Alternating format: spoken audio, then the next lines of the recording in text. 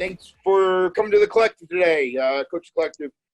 We have Justin Schwind. I'm the Human Performance Advisor for the 58 Sal. I'm also a KBR contractor. Darius Decree is the head strength and conditioning coach for the 58 Sal. He's a KBR contractor. Guest today is Scotty McLafferty. He is the head strength and conditioning coach for Colorado State University. I'm fortunate enough to know Scotty now for 15 years. Yeah, it's been wild. Been a long journey. I have to be honest with you, I got to look back and be like, wow, you've been doing this for this long? Jeez. Been fortunate enough to establish a great working relationship and friendship. We never worked directly together, but always stayed in contact over the years. Almost. Almost. Tried. Almost. You wanted to stay. You didn't want to come. So yeah, almost. Yeah. But anyways, long story short, very fortunate to have him on. And further ado, Scotty McCaffrey in 2.5 minutes. Yes. So, my name's Scott McLafferty. So I got my start as a student assistant at Oklahoma State in strength conditioning, tried to play a little ball and kind of knew what I wanted to do at a young age, man. Before I left high school, I knew I wanted to be a strength coach. And the story I have is my best friend his dad was my O-line coach. So growing up, I was sitting with, I would take the bus with my best friend. We'd go over, we'd train with his dad since I was probably in 4th, 5th grade. So, I had an early exposure of training, and so my goals were, like everybody's goals when you're playing football is to make it to college and then move on and things like that. So, but, the size thing got me and, I got stuck at 6'1" and barely maybe 6'1" on a good day. So, those things kind of played in its hand. So, but, he took me under his wing and he goes, basically when I was a senior, he took me to an O-line camp up in Nebraska. And I go to Nebraska and I'm sitting there and they have the strength conditioning part of it. And I don't know, maybe so we get on the field stuff, we go into Nebraska and we go into the weight room and I just go, whoa. I go, these guys are in collared shirts. They got their tucked in, they've got wet pants. I'm sitting there going, and I remember walking out of there going, you can do this for a living? Like I'm sitting there like, it blew my mind because prior to that, I was going to be a football coach. Like I was like going to go phys ed major, do what I need to do and become a football coach. And, hopefully everything works out and make a living that way. And so, when I saw that, it just opened my eyes and I knew exactly what I wanted to do. And to be honest with you, I lived in Stillwater, Oklahoma. So I was familiar with Oklahoma State and I had, at the time, Gary Calcagna was the head strength coach and stuff like that. And I reached out and right away, before I was even in college, I reached out and said, hey, how do I become a strength coach? How do I start doing this? And even asking for workouts, and that's how I kind of started. And what was great about that is it built a relationship before I even started ball. And I'm probably going over time, but that's, I'm sorry. But, so, in doing that and that's where I met Yancy McKnight. And, and built a relationship with him. And basically, I left myself open.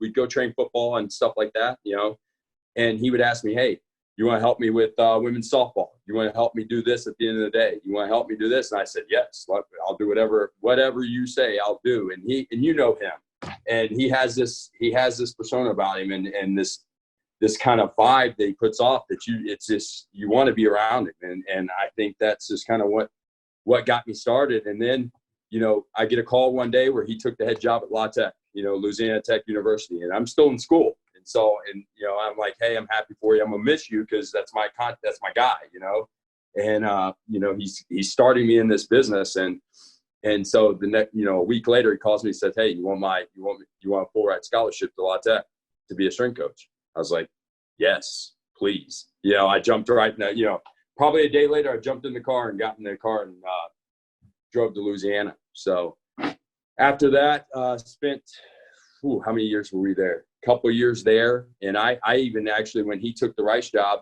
I actually stayed back and worked basketball and was just full-time basketball when he kind of left, just because we were making that transition anyway, just because they wanted their own guy. They were kind of seeing what was going on with Memphis and all these other schools. And they were like, hey, we want our own guy. And I just happened to be, I was like, yes, I'll do it, and so if you're going to Rice, I'll kind of go to the basketball route just for the time being. And so, And then, a year later, he gives me a call at Rice University. And at Rice University, I spent 5 years. And, and he got the opportunity to go to Iowa State as the director.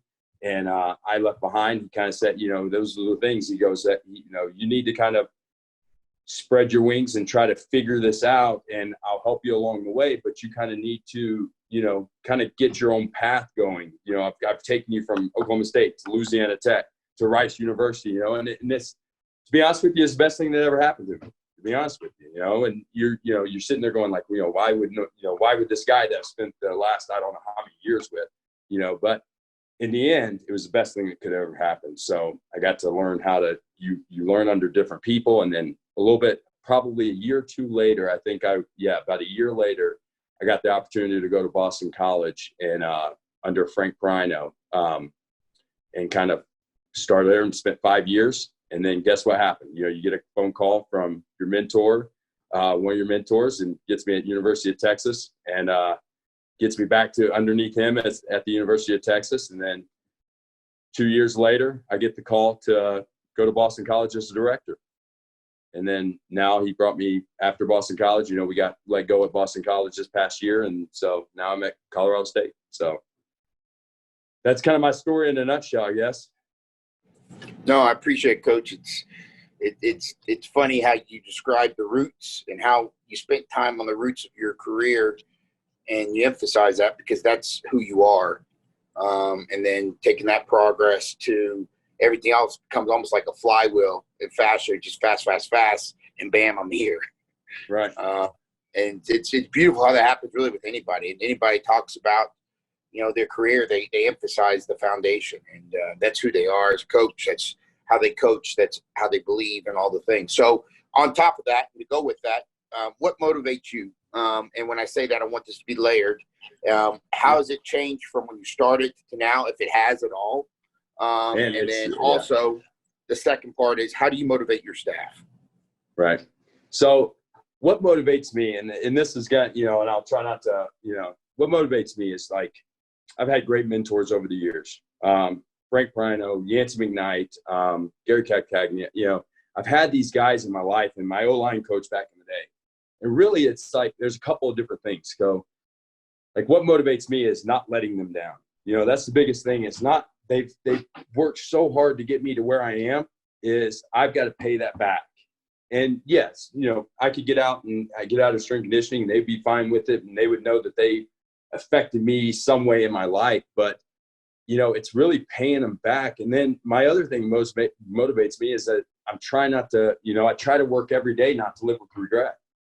And basically, try to keep moving that and basically not look back and say, man, I wish I could have done this. I wish I could have done that. Because my goal was to be a head strength coach. When I first initiated and went to Nebraska, met Yancy McKnight, was, hey, I want to be a head strength coach. That's my goal. And, being able to work through some of that stuff and then looking back and going, hey, it's teachers in school that didn't think you were going to make it, different things like that, to sit there and go, hey, I want to do this for my family, one, and then, to kind of prove people right, prove coaches that I've had in my life right, and prove people, that have kind of set that doubt in my life too, that, that you're probably not, going to be that, that you want to do that. So, and that kind of motivates me on a daily basis. Now, how do I motivate my staff? I'm a new head strength coach. So this is what's great. I do this every day, and I'm sitting there like I'm learning as I go, to be honest with you. So I'm trying to figure out, I know what motivates me, but I know it's different from each guy, and I'm having to learn that, and it's kind of crazy because I had two different guys, Frank Brino, awesome guy, Yancy McKnight, unbelievable. So I try to take them, and they're a little different in their styles. And so I try to match those. I'm like, hey, what would Coach McKnight do right now? What would Coach Brino do at this situation? Because sometimes things happen, and and you're trying to be that even keel guy, but I need to get my butt ringed out for me to get it done. So I'm trying to kind of like make that balancing act where I don't take it too far, and I try to give my staff projects, and I try to keep them kind of working, for our system to try to keep kind of growing, but to allow me to grow too, so try to get them, involved as much as possible to keep them kind of active in what we do on a daily basis. So. And not to speak into, we had a conversation the other day, and I think you said it beautifully about one of my former guys that works with you, but you also said this beautifully, and if you want to expound upon it, you want your staff to be themselves. And Correct. I think, so how do you go about encouraging them to be their own coach? Because you just said it yourself. You want to be your own coach. You want to be Scott. You want to be Scotty. You don't want to be Yancy. You don't want to be Pirano. You want to be you. So how do you go about encouraging your staff? Because that's a commonality. A lot of people, especially if you look at these systems out there, you look at University of Alabama, and everybody comes from Cochran wants to be Cochran, which it doesn't work anywhere. And it's almost foolish. So how do you go about making sure that your coaches can be them? So you kind of like, so when you go somewhere, and so, I spent time with Coach McKnight, which I have the bones of what he does and what they do. I have the bones, and how we can tweak it and different things like that. And you're not trying to reinvent the wheel, but you're wanting to put your kind of your style on it. And I told that to our guy the other day. I'm like, hey, here's what we've done. Here's the layout. Here's the paper. Here's the things that we have. So this is all the bones. Now put you on it. Put your fingerprint on it. And I said this, and I go, Nate, I want Nate to be Nate, and he's like, hey, what'd you guys do? I don't, and I just want you to be you. And I want each guy to kind of own that little section of their deal. And yes, the bones are going to be similar, and it's going to look very, very similar. Yes. Okay. But if you can tweak something here, maybe there's some new exercise that you've seen in the past 2 or 3 years since we've kind of been together that you can kind of incorporate that says, hey, this looks like a little different style that we're kind of running. Not, yes, it's all the same, but we're trying to put our little name on it. So, and make this a Colorado State thing and not former Texas or any other kind of brand, style. So. And I think that's important to understand, Coach, because, gosh, in this field, that's part of the problem. These people that come from the successful program, they try to emulate what they get at the program, and every program is different. You don't have the same type of athletes. And every other location you've been, every athlete is different. So you might have bigger athletes, you might have faster athletes, you might just have bigger and faster athletes at one location than the other. So you have to be able to emulate somewhat, like you said, like, obviously be on time, do those things, be disciplined, all those things. That doesn't change. That skeleton piece doesn't change, but your program might have to change accordingly. You might need some more general physical preparedness stuff, and you have to assess that accordingly. And I think. Yeah. And it's hard for me to the same thing to encourage people to be them, but then at the same time you want them to be them, but like you said, you got to keep them within the tunnel of the system too, because they get outside of it, they get too independent, and then you're fighting them.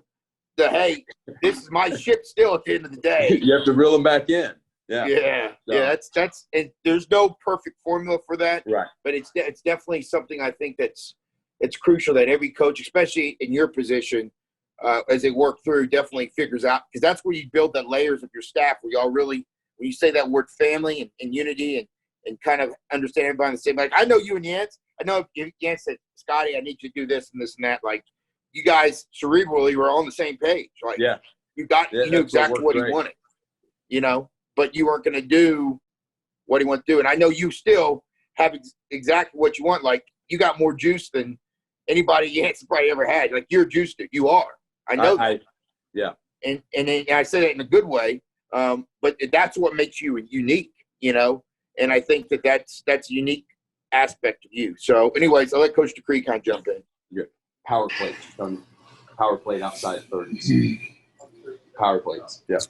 Coach, no problem. No problem. It's nice to meet and be able to talk to you today, Coach. Wanted to ask, in keeping with the topic of motivation, what is your coaching style? Has it changed as you progressed? And how does it relate to being able to motivate your athletes? A lot of people that are not within our field don't understand the amount of time that we spend with our athletes, more so than a lot of times a sport coach. So our relationships are a little bit were very deep connected. So I was just curious Right. to get your point of view from that. So how I motivate the athletes is and it's really a lot of what motivates me. I was told a long time ago from a mentor that trust is earned and given both ways on both sides of it, and so, and trying to keep that on a daily basis. And I mentioned earlier that I am trying to, what motivates me is regret. I don't want to live with regret. I want to be able to push forward and try to, so that motivates me for kids. I don't want them to have to live with regret. So it's me. And to me, it's my goal each day is to try to touch each athlete somehow, some way. Whether it's giving them a high five, whether it's walking by and doing what I need to do, or yelling at them. And I'm an intense guy, and that's changed it hasn't really changed over the year. But now that I'm a head guy, from being an assistant to now a head guy, it has changed a little bit. So I'm still trying to keep that same intensity, but in the back of your head, you got a lot of, as an assistant, I hate to say this, as an assistant, you kind of don't don't worry about certain things. You kind of just go and you're trying to create an atmosphere, and you're trying to motivate and drive constantly within your small group that you have your hands on, and as a head guy, you're trying as a bigger picture. So you're trying to multiple groups you're trying to touch, but at the same time, at the back of your head, you're always thinking what's going on in these little pods, like what's going on in these little different sections, and making sure that they're running the proper way that you want it, you want it run, or what you expect it to be ran. So, it's those things that kind of creep into you that kind of does change it, calms you down a little bit, because you got to think more, and you got to think more on the fly. You can't just kind of go with the flow like as an assistant, So, and motivating players is just kind of like,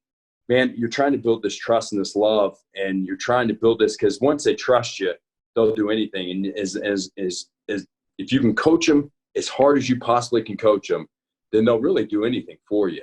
So it's kind of like, using that as I don't want them to live with regret. That would be the biggest thing, is you got a player who goes, man, I wish I would have done a little more. If I would have done this, if we would have done, so I've got to kind of, and I've got to keep that kind of trying to, motivate them and saying, hey, we got to push the needle. We got to keep going. We got to keep going and keep going. And so, there's always a finish line, and we got to work to this finish line to kind of, so now we can decompress. Okay. So it's 8 weeks, whatever 8 weeks is, now we can decompress, take a little breath, and then kind of revamp. So did I answer your question? Sorry, I'll get going. No, you hit it well on the motivation part, but, can you touch on your coaching style? I feel from beginning to end. I'm sorry. I feel like I'm an intense guy, and that takes me, and that's kind of carries over to guys. I want to be felt like I need them to understand that whether we're outside at 110 guys, you got to know that I'm right there. I'm right there on you. Whether I'm across the field or not, I'm on you. I'm watching every little thing. And I want them to know that. I want them to feel that, because what does every athlete want?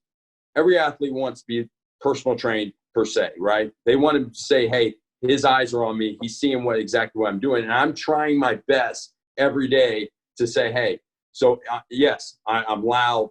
I'm intense. I'm running from sideline to sideline. I'm running from drill to drill.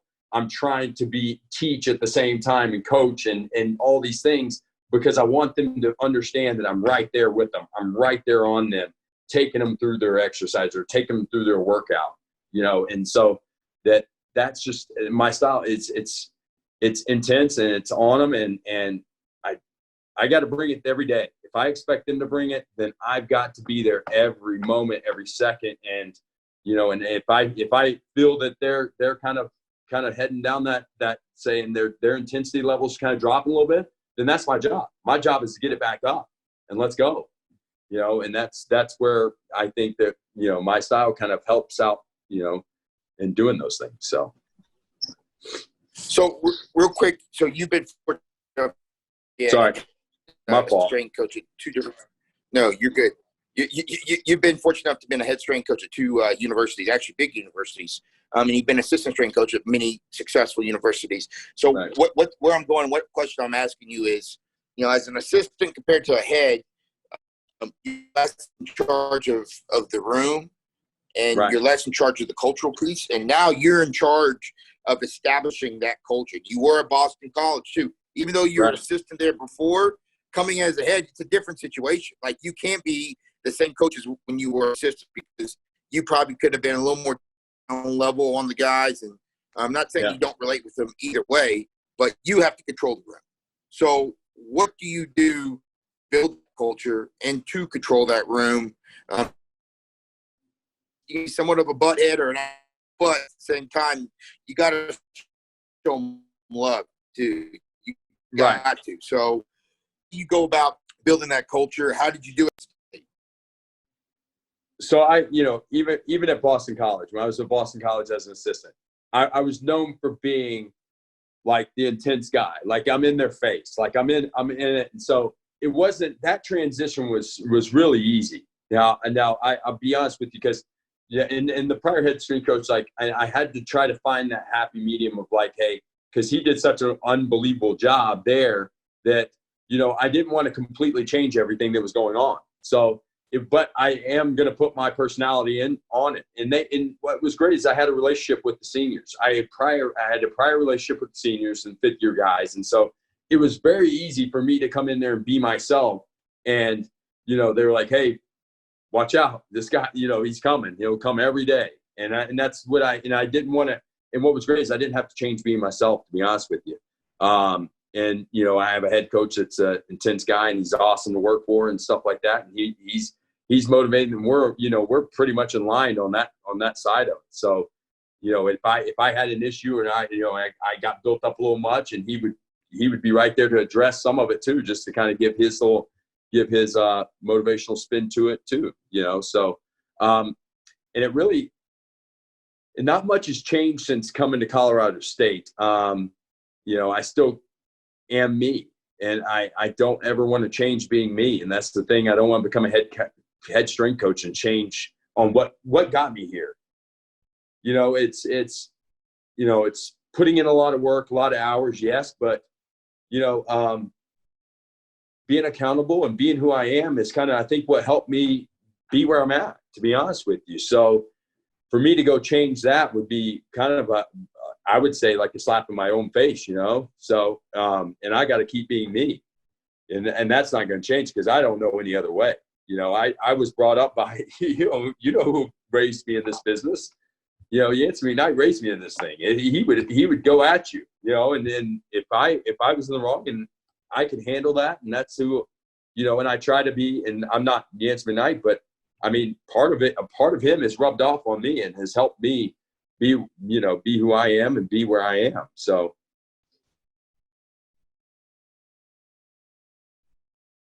Thanks, Coach. Yeah. Sorry Coach, about that. Let me ask you, I'm really interested into the technology is starting to really, really boom in our industry. Yeah. What technology do you utilize, or you're a proponent of, in your programming? On the flip side, the second piece of that question is, how do you prevent that technology piece from becoming a crutch as well? Well, I wish we had more access to a lot more things. I'll give you that. But we do have some access to certain things. So, we have the tracking system that can, we can hook bands up and different things like that. We do have, push that obviously tracks bar speed and things like that, which we utilize on a daily basis. We also have Polar that does all the heart rate and all different things like that out on our runs. And we do have, right now we're in a trial period with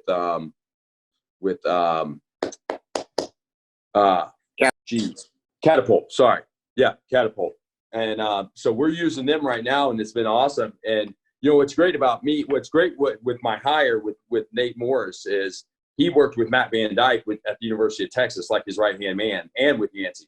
So, what's great when I hired him is he was able to call Catapult right away, conversations. He's got all this data. He can cycle through it and kind of dumb it down for our staff, dumb it down for me, and kind of help us all understand everything that's going on. And, especially with the bar speed stuff. I mean, when we got, I was lucky to I was able to get Push at Boston College, and they had it previously here. Which, because our style, Schwind, is we want to move that bar fast, and that's what's going to give us like where we're heading, where we're going, and that's kind of where we're going to dictate what path we're on and how we're achieving, how we're progressing. So, it's a huge thing to have because we're always saying we want a faster, explosive, bigger, stronger athlete. Well, you need to be able to, besides the eye test, you need to be able to know what's going on, and it helps with a little bit of competition. There's nothing wrong with a little bit of competition. If someone's running fast one day or moving the bar fast and within the rack they're competing, like, heck yeah, let's go. It helps us compete within our racks, within our system. All about it. I'm all for it. So I'm going to go on a little more of a negative side, but how do you able to overcome? So in your career, obviously no one lives a perfect career where they're a coach, strength coach, and everybody thinks they're the greatest thing. Coaches, no one doubts them. You're going to have that point where a player comes to you, says, "Hey, I don't like what you're doing, coach," or "I don't believe in what you're doing." Even a coach can be a position coach or whoever, and they tell you you're wrong. How do you go about handling that without biting their head off, scream down their throat, but more of, you want them to buy in too. So what's your doing that? Like for a player, it's all about, like, from day one they get in here, they understand that you might be doing different things at home or doing different styles or whatever it is, but you still, a lot of this can be similar in a way. So it's like learning our verbiage, learning our style, learning our techniques and things like that. Now that's easy. That's the easy part of it, because they really, like, you want me to coach you hard, then you got to be doing what we're doing. You got to be bought in, and trust is all that. Like, trust me, we're going to, I'm going to take care of you. You do this for this amount of time, we are going to take care of you on the back end. So, that's the big part of it is trusting each other. And that's what, and that's what this program is built on. And that's what our style is built on too. Now a coaching side of it, that happens a lot.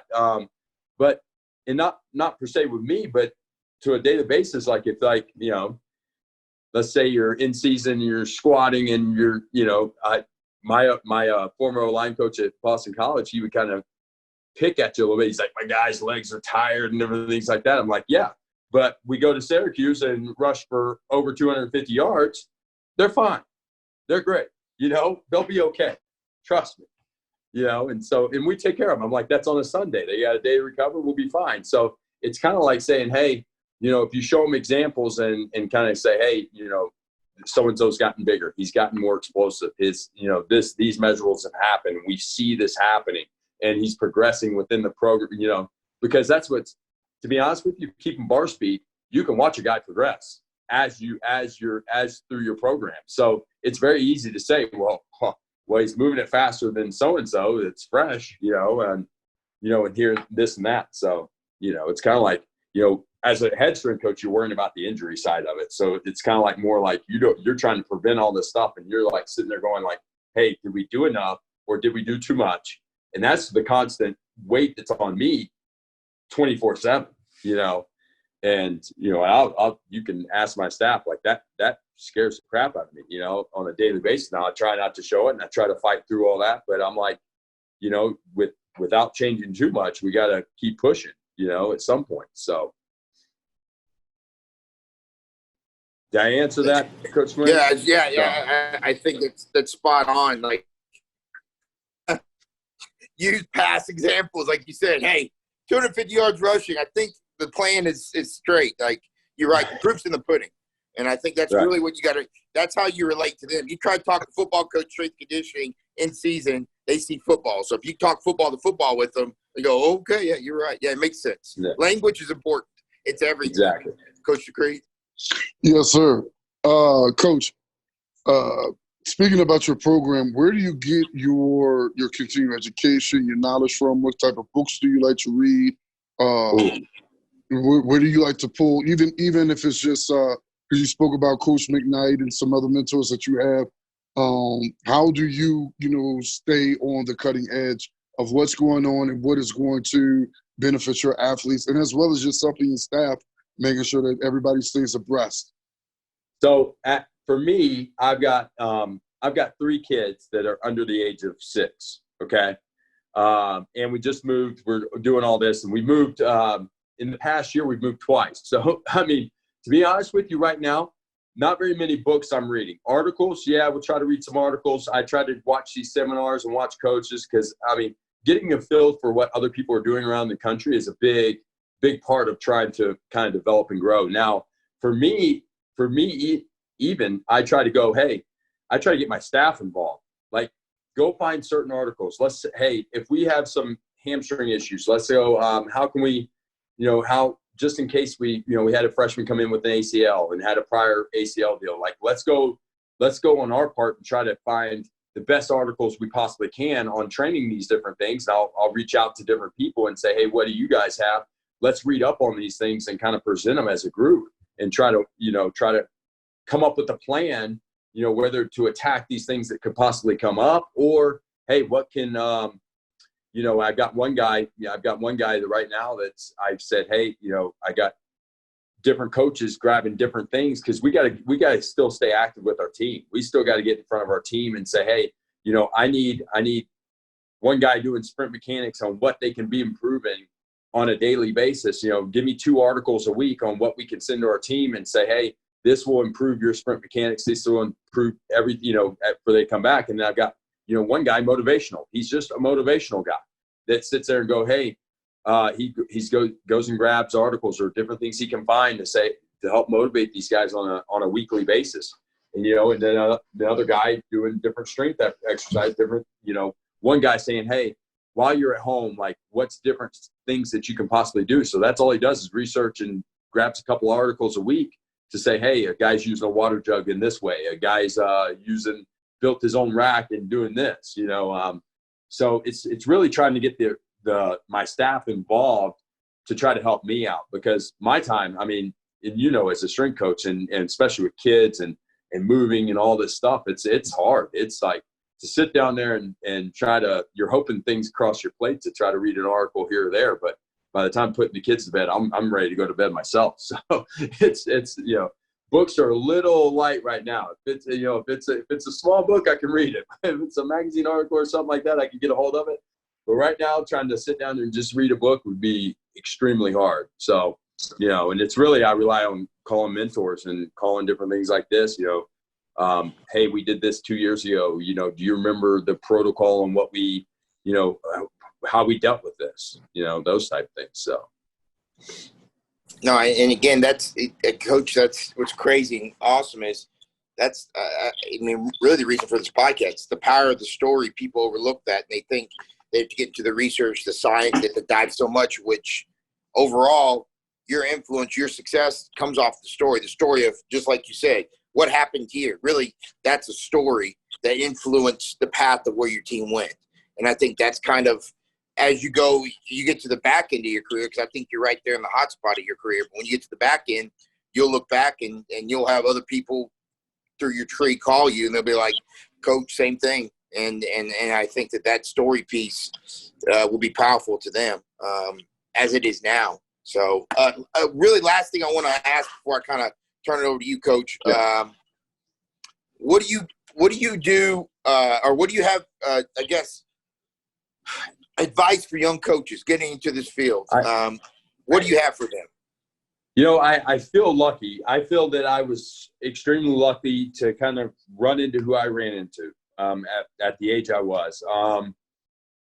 To say for young coaches is, to me, and how I did this, and if I wanted to be a strength coach, I've got 2 parts of this, and this is kind of how I grew up, is like, find that guy within that group, whether it's, because now you have multiple strength coaches working on staff. So find that guy that you connect with, that you feel is going to grow and go somewhere and do things, and leave yourself vulnerable to do whatever he wants. And I'm not saying, I'm saying lock into his side. If he needs you to stay up there till 6 and do something, if he needs you to, like, for example, with Coach McKnight, he asked me to one time go, he wanted me to help him make a manual. you know, and I was his demo guy. And I sat there for hours and hours, and he would take, you know, pictures of me so he could put pictures in the manual. Whatever it takes to help that person out, because all it's going to do is help you grow. All it's going to do is the more time you spend with someone, the more you learn, the more you can kind of figure it out and kind of start kind of planning this thing. And then my second part is, and I've had a lot of different head strength coaches, as when you're a young guy and you're assistant and you happen to go through some changes, some coaching changes, is be open. Don't be so closed off to like what you guys did is exactly what should have, you know, what is the only way. Because I think that gets people in trouble, you know, more often than not, that be adaptable. Okay, it's a new system. Learn that new system. And then take what you like. And if you don't like some stuff, don't use it. But try to take it and say, hey, man, this is pretty awesome. This is pretty cool. Have an open mind and be able to grow. Because if not, then you're not going to – you'll sit there and be stuck. At some point, you're going to be, you know, kind of looking back and going, man, I wish I could have learned this part, because maybe you work for a head coach that had that style, and you need to kind of adapt your style to that, to the way that he's used to. So, you know, that would be my advice, is lock in with someone that you know that you can grow with, and that you can kind of – that will help develop you, and that you know will help you get jobs in the future.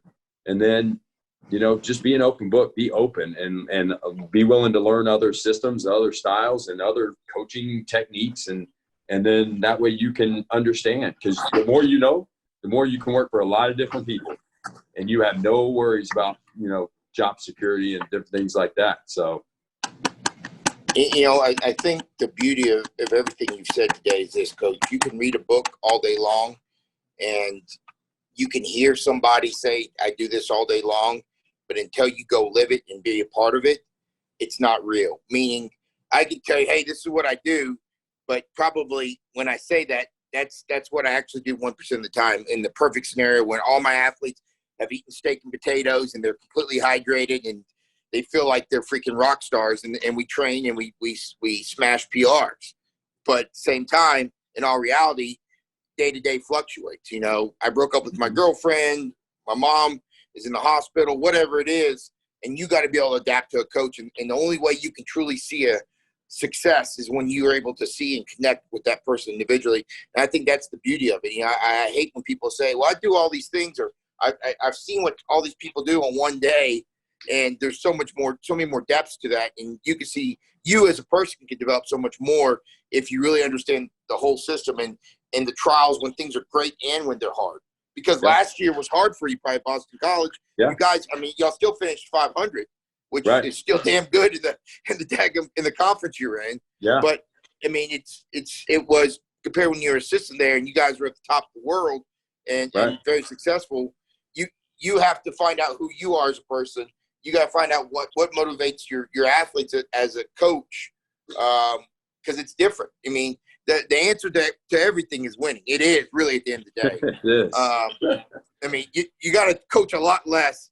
Not saying you don't have to be who you are, but it's a lot less. There's a lot less people you got to get on, a lot less things you got to do, and you can literally push forward and just be successful. While when things get hard and things might not be successful because you're starting running back towards ACL, and that puts a deficit on you for the season, you got to do things to kind of rally people accordingly, and you got to be probably more consistent than you've ever been as a coach, because they need the consistency more than anything when things are hard, because eventually you're just chipping away, hoping to just get right back to where you got to get to. So last piece I want to open up to you, Coach, is the knowledge nugget section. So anything that you want to instill upon this audience and platform that you feel that's important. You know, if it can be about you, it can be about your experiences, it can be a story. It could be whatever you feel, but like this is you. This last part is you, Coach McLafferty, and just kind of have at it. As me growing, like, and I'll kind of tell you this is like, and this is maybe back for the last question as a young guy, is like, don't be afraid to work other sports too. You know, and my thing is I got the advantage of when I was going through, it wasn't all just football. You worked everything. It was, you know, you had 5, 9 sports, whatever, it didn't matter. Whatever got the job done, you put the hours in, you had multiple sports. and nowadays I think some of these guys that are interning don't get that. They're interning football only. They're doing this. And don't be afraid to kind of go to the Olympic side and venture there, or the football side, and try to learn what they're doing. Because, some of your best guys are going to guys that come from baseball. If you're striving to be a football strength coach, baseball guys for quarterbacks or whatever it is, trying to sit there or basketball guys that play day in and day out. What's their recovery like? What's a pitcher's recovery like? Those things can help you in the long run. And kind of having a different angle and a different perspective of different teams and different styles and different things that you have to do. It makes you think outside the box, and so I think those helps you. So, my little nugget would be like, be open to, different sports, different athletes, and it'll help you in the long run as a young guy. So I guess last thing I want to leave the audience with today is how do you see this rolling back to reality for you guys? Like, what's y'all's plan right now, if you can say it? I don't need to know all the X's and O's of it, but right. kind of how do you see getting your athletes back to normal? I mean, because NSCA and CSCA, they put out certain parameters that they would or recommendations. But how do you guys see that? Like, I've heard some people say, hey, we're bringing guys in for 14 days. We're quarantining them, and then we're going to start training. Or I've seen some guys saying, hey, depending on where they come from, they might put some guys in that. I'm curious to see that. Where we're at right now, like I told you earlier, with our soldiers, we're bringing them in literally by position, really, in your state of mind. So we know if anything pops up from the COVID thing, we can identify exactly where they're at, and we can control that group and continue forward with everybody else. So kind of how do you guys see it? So we have a lot of different plans like out there and kind of things that we're kind of going back and forth. And, it's all going to be dictated like what, how other conferences move for us. I mean, to be honest with you. And then we have to wait for the state to kind of allow us to open up, since we're a state school. We're not, just because gyms open up down the street doesn't mean we can open our gym up. It's kind of like one of those that you're a state school, so you have to abide by the government and kind of see what they're kind of higher education and how they're going to let you in. We have a bunch of different plans and a bunch of different scenarios on how we're going to get this done. I think we do, and I'm working with, I'm lucky to have an athletic director that's tied in with. We have a performance athletic director also that's been here for multiple years and very intelligent, and kind of he's watching every movement of this. And so you can say you can bring your guys in and quarantine them. Are they really going to quarantine? Like, let's be honest. Like, I bring 17, 18-year-old kids here. Are they really going to quarantine? You do the best you can. But if we can, and one of our deals is like, let's get them outside. Let's get them out in the fresh air where we can separate ourselves and really spread out. And if that's spending a week outside training or 2 weeks to kind of – because everything's a progression. You have to master one progression to move to the next progression. So in saying that, we've got to master this one progression. Then maybe we can get inside and kind of start doing some things. But you tell me we can't get things done outside and different things like that. We can bring some equipment, whatever we have to do, and section them off in pods, then we have a capability. Now, we're also trying to limit our like if I get sick, I want to limit the people I affect or that I have contact with. So that's another scenario. So it's like, hey, if it's the 10 less, if it's the 10 and less, then I need to say, hey, I've only been in contact with these 9 guys. Like, this is it. The other guys are great. So they can keep training. Someone can just fill in my spot until my 14 days are up, and then I can get back in, that type of deal. So those different scenarios are going on, and we're having those conversations. I think it's great right now. So, we'll see how, hopefully in the near future, but, a lot of our stuff's going to dictate from, bigger conferences, things like that. So. All right. Well, to honor your time, we're at the 59 of the hour. So I want to hold to that, to hold true you. And I want to thank you, Scotty, for being a friend, being a mentor in some fashions, being a definitely a resource for knowledge and understanding, in any aspect of this field, and just being a great resource over the years. It's been a long time, and very fortunate to have you in that 15, but have you on today just to hear a little bit about you. I want this to be for people that might not even know these coaches, because, it's unless you are this flamboyant person that literally almost are on a billboard, you're not known. And I think there's so many great coaches out there with so many great understandings and great character people like you are. And I think that's important. So thank you for that. Thank you for your ability and your time today, Coach. And thanks, guys. Best of luck, man. All right. I appreciate it. Yeah. All right, brother. We'll see you Later, man.